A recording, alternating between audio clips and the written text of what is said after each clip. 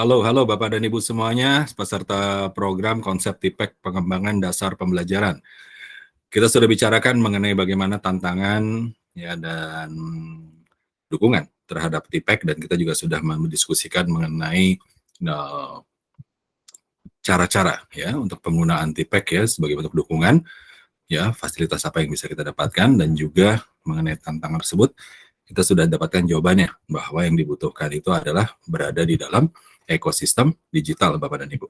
Nah, berikut ini kita akan mulai perjalanan kita. Saya Julio Sanjaya Bapak dan Ibu, dan kita akan mulai perjalanan kita untuk mulai membahas satu persatu dari unsur TIPEK.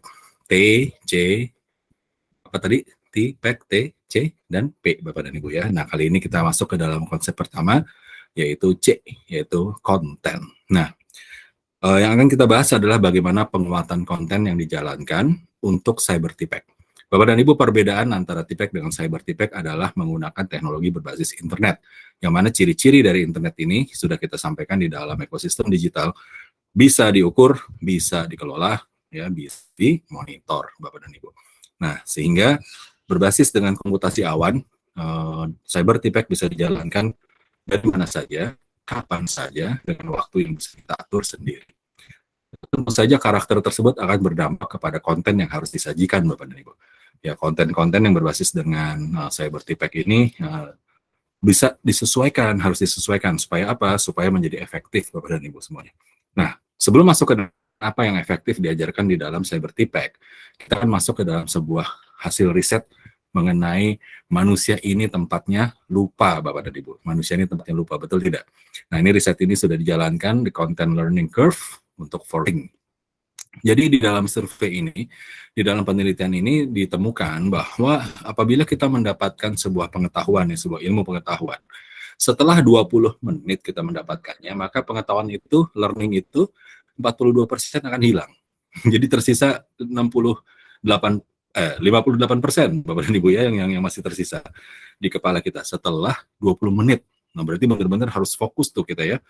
20 menit itu langsung hilang 58% dari learning yang kita dapatkan. Setelah 24 jam, maka hilangnya itu 67% Bapak Ibu. Setelah 31 hari, 70-90% akan hilang, dan setelah 60 hari, yang tersisa itu tinggal 10% dari pengetahuan yang kita dapatkan Bapak dan Ibu. Nah, yang menarik adalah di sini ternyata kondisi di atas ini bisa dirubah atau bisa dikuatkan gitu Bapak dan Ibu ya, di mana efek ini itu bisa di reverse, bisa dibalik dalam arti kata dibuat perbaikan-perbaikan. Dengan apa caranya? Dengan adanya revision yang reguler dan reinforcement. Jadi adanya pengulangan-pengulangan yang sifatnya continue, berkelanjutan, ya, dan penguatan-penguatan yang sifatnya berkelanjutan, Bapak dan Ibu. Itu kunciannya. Jadi sering-sering di reminder, gitu ya, karena adanya learning loss, seperti itu.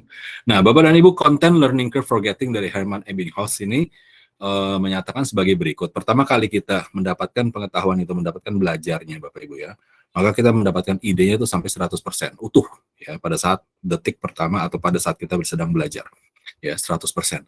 Namun bisa dilihat di sini ya, bahwa 1 jam kemudian dia akan turun menjadi sekitar 30%-an atau 30 lebih ya, 30%-an lebih lah, Bapak dan Ibu. Nah, caranya adalah di dalam jam pertama itu kita lakukan review. Jadi kita ingat lagi ya, jadi kan namanya misalkan sesi. Kita punya sesi 1 jam. Nah, di ujung sesi kita kembalikan lagi kepada kondisi di awal.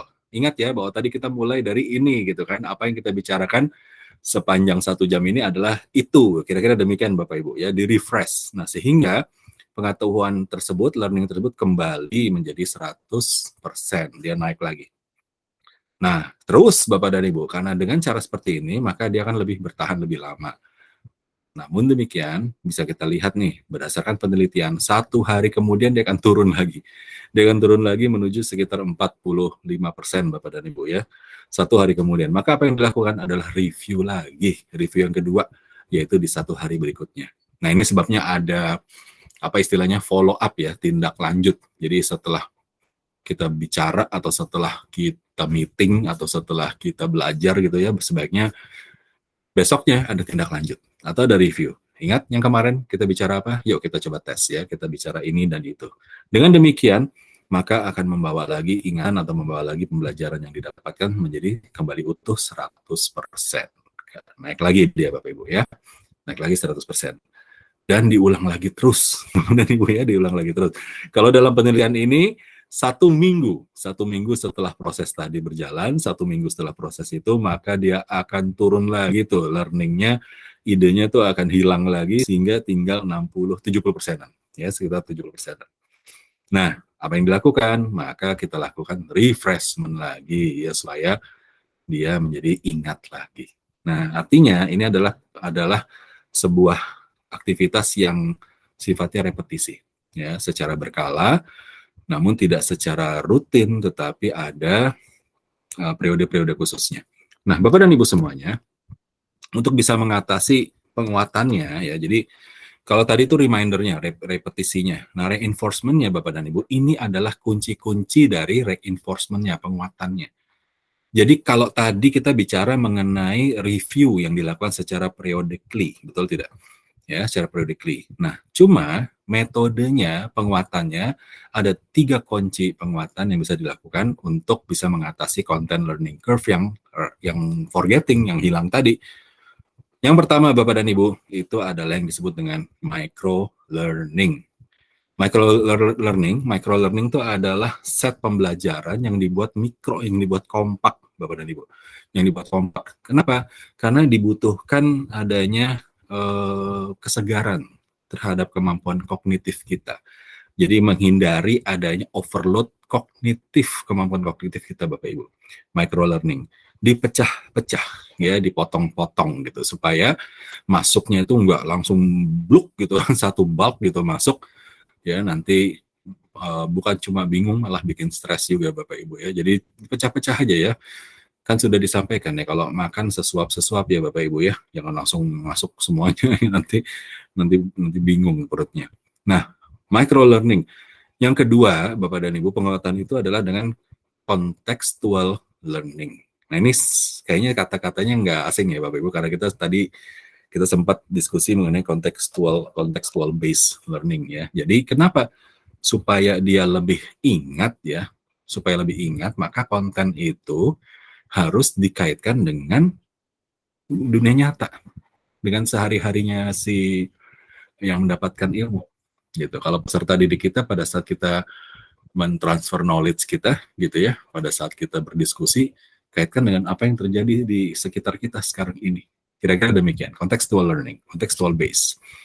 Dan yang terakhir pendekatannya adalah dengan mnemonic, Bapak dan Ibu ya. Mnemonic itu mengasosiasikan pikiran dan dapat memahami satu kata melibatkan akronim gitu. Jadi ada gambar, ada simbol, ya Bapak dan Ibu ya, supaya mudah.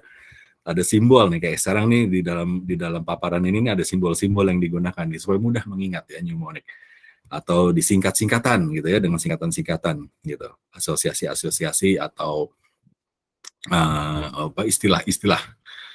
Misalkan kita bicara mengenai singa, maka kita sebutnya sebagai si Raja Rimba. Nah, kayak gitu kira-kira Bapak dan Ibu ya. Itu salah satunya dari sisi mnemonic dengan asosiasi kata. Ya, jadi kenapa kan demikian? Karena kita melihat, ya, kita mendengar dan kita melakukan gitu. Ada gerakan-gerakan. Baik, maaf Bapak Ibu. Kita lanjutkan ya. Micro learning, contextual learning, dan mnemonic itu adalah salah tiga dari cara reinforcement yang untuk bisa mengatasi terjadi learning loss. Lupa gitu ya, terjadi lupa. Nah, Bapak dan Ibu, kita lanjut. Konten di dalam ekosistem digital, Bapak dan Ibu ya, di dalam ekosistem digital, konten itu sebagai bentuknya micro learning. Ya, micro learning. Ya, kenapa demikian? Karena itu tadi sifat dari ekosistem digital, TPEC di dalam ekosistem digital itu, ya, cyber TPEC itu sifatnya fleksibel, ya. Interaksinya itu sifatnya fleksibel, sifatnya lebih kepada self-paced learning, ya, belajar secara mandiri gitu Bapak dan Ibu ya, atau secara kemandirian ya, dan juga dia bisa diakses kapan saja di mana saja. Ya, kalau cyber TPEC itu seperti itu. Oleh sebab itu, maka dibutuhkan sebuah pendekatan konten, Bapak Ibu perhatikan di sini, yang micro. Jadi jangan diberikan konten-kontennya itu yang jumlahnya sekaligus, dibelah-belah Bapak Ibu, dipotong-potong. Ya, di sini ada beberapa definisi, bisa dilihat itu. Dari Olga Kokulina tahun 2020, microlearning adalah pendekatan pelatihan e-learning berbasis keterampilan untuk pembelajaran yang memberikan informasi dalam melalui bagian kecil-kecil. Jadi topiknya kepada fokusnya itu supaya jadi Olga Kokulina ini menyatakan biar fokus, terus dibelah-belah tuh supaya nggak melebar. Jadi idenya dapat, ya, idenya satu persatu dapat gitu. Nah, sementara ILM Learning yang menyampaikan jawabannya itu adalah jawaban cepat untuk masalah khusus. Jadi dibelah-belah itu supaya apa? Supaya relevan. Gitu, dipotong-potong gitu materi yang besar tadi, dibelah-belah supaya terdapat relevansi dari setiap materi yang disajikan yang secara dipotong kecil-kecil tadi Bapak Ibu. Matthew Brew mempunyai pendekatan lain yaitu adanya kendali penuh waktu belajar. Gitu ya. Jadi kendali penuh waktu belajar supaya apa? Waktunya singkat tuh 3 sampai 5 menit. Kontennya itu ya pada saat dibutuhkan hasil belajarnya jadi fokus dan spesifik. Sementara Christy Greene gitu kan menyampaikan terjadinya fleksibilitas dan bonding. Ya tentu saja dengan materi yang pecah-pecah seperti itu akhirnya fleksibel. Misalkan saya punya waktu cuma 15 menit nih Bapak Ibu ya. Kalau materi yang kita dapatkan yang disajikan tuh 5 menit gitu kan, saya bisa punya 5 menit saya belajar, kemudian 5 menitnya sebentar saya bisa ambil air minum atau mungkin saya pergi ke toilet sebentar, dan 5 menitnya lagi saya bisa nyambung lagi. Jadi fleksibel Bapak dan Ibu ya. Pernah nggak Bapak Ibu nonton film gitu kan, mungkin di bioskop, lalu harus menahan diri untuk tidak pergi ke toilet karena filmnya belum selesai ya Bapak Ibu ya. Nah seperti itulah kira-kira kalau kita tidak melakukan micro learning. Kalau micro learning sempat sebentar Bapak dan Ibu pergi sebentar ya, jadi fleksibel. Dan yang kedua bonding ya Bapak Ibu. Jadi supaya apa? Supaya kita ya seperti kita lah sekarang nih Bapak Ibu ya, kita menjalankannya dengan santai gitu ya, tetapi tetap kena terhadap sasaran-sasaran yang kita tuju. Nah itu dari sisi definisi micro learning Bapak dan Ibu ya. Nah kalau kita lihat dari formatnya nih ya Bapak dan Ibu, tadi konten ya, konten pengembangan konten, penguatan konten di dalam TIPEC, berarti kesimpulannya cyber TIPEC kontennya micro learning. Gitu kan kesimpulannya ya. Formatnya kayak apa micro learning Bapak dan Ibu ya, formatnya itu seperti apa sih?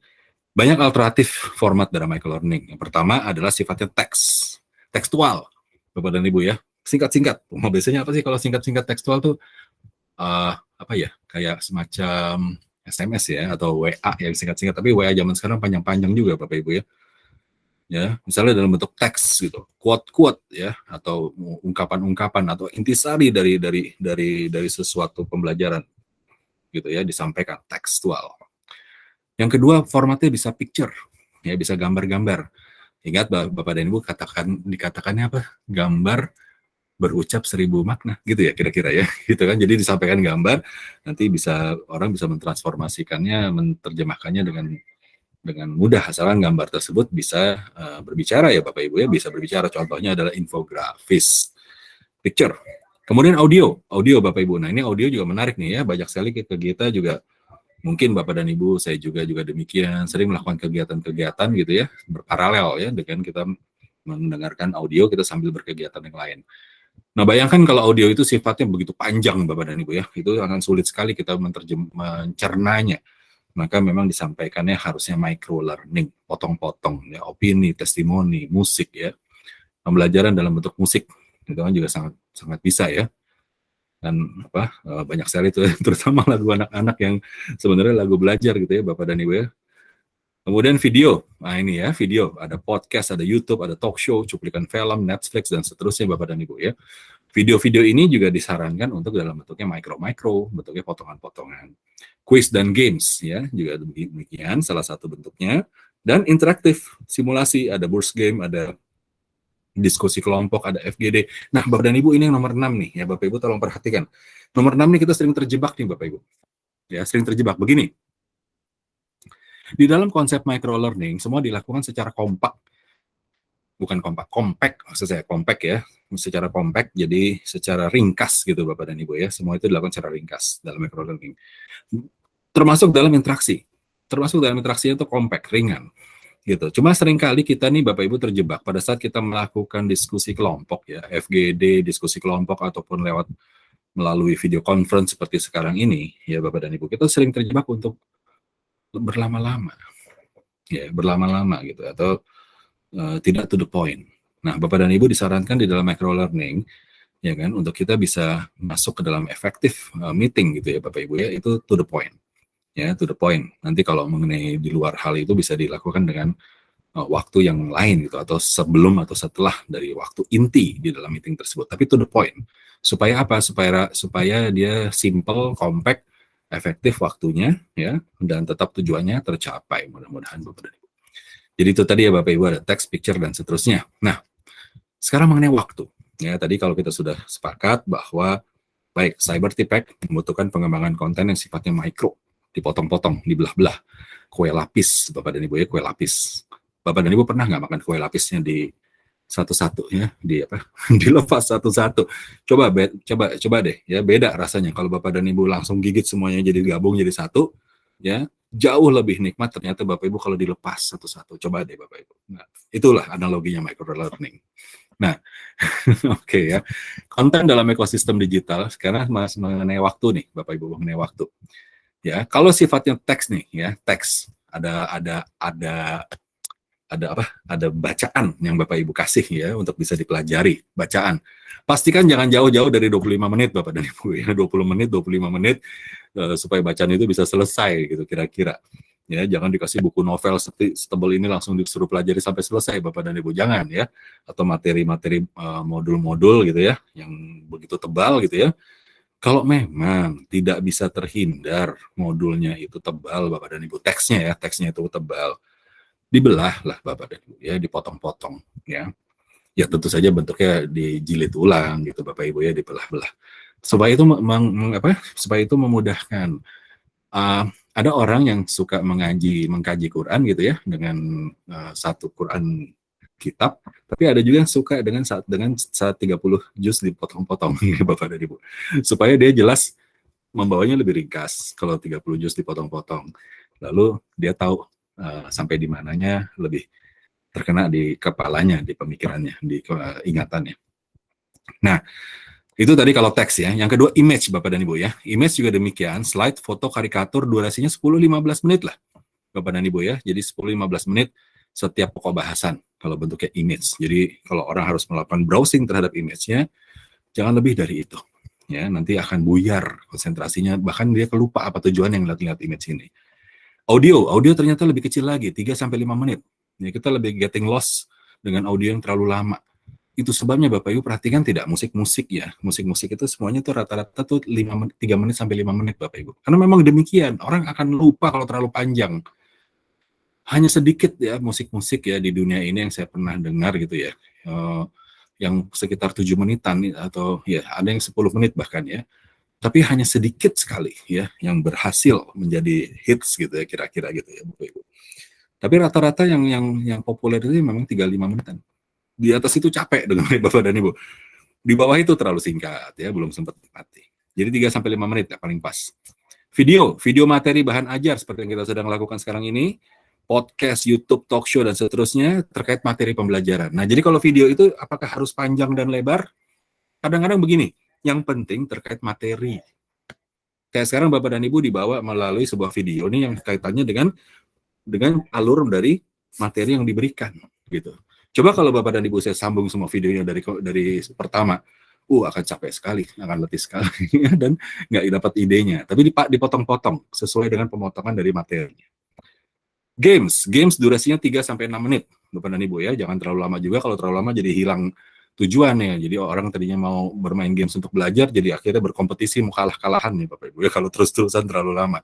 3-6 menit. Outbound ya, team building ya. Itu bisa dilakukan juga Bapak dan Ibu ya. Kalau interaktif berbentuk board game, diskusi kelompok, nah itu waktunya bisa disesuaikan, tidak terlalu lama ya, tapi compact ya. Bukan kompak ya Bapak Ibu, compact.